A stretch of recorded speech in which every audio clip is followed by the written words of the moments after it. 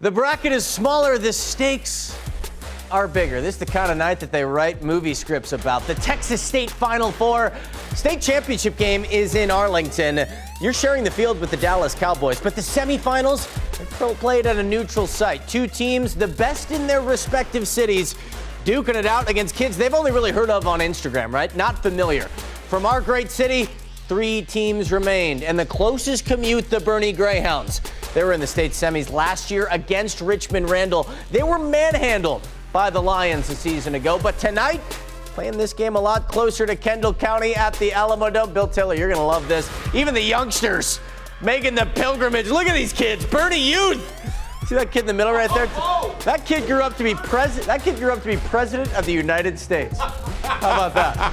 Early on, Boerne down 10-0. Trying to get boat race. No, they're not. Look at the one-handed snag, the palm job. Right there from Zach Frazier. He got the winning score last week against Alamo Heights. One more time on the Jumbotron. You get that kind of credibility if you're playing at the Dome. 10-7.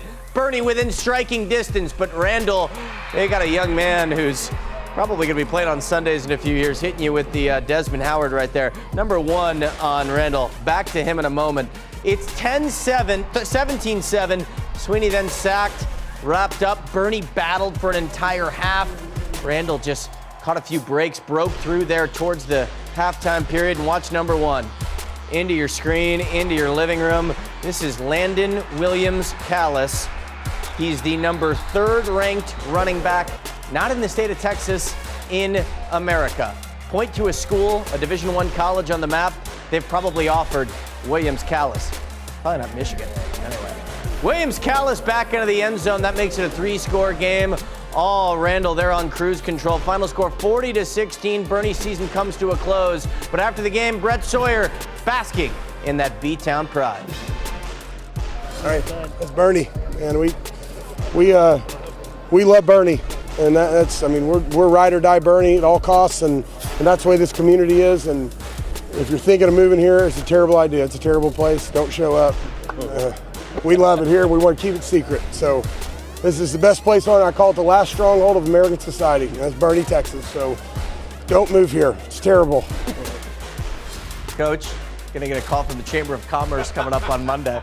He's kidding, folks. Smithson Valley and Port Arthur Memorial. Port Arthur 14-0 entering tonight. The Smithson Valley Rangers are the defending state champs. Hudson Woods, 92 off the edge, headed to SMU next year.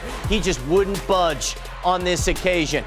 Back the other way, Smithson Valley moving the football. How about this? Port Arthur Memorial led 21-7 in this ball game, but the Rangers with that championship DNA battling back. Trent Amaya cuts into the deficit. He's going to be kicking likely at the Division I level.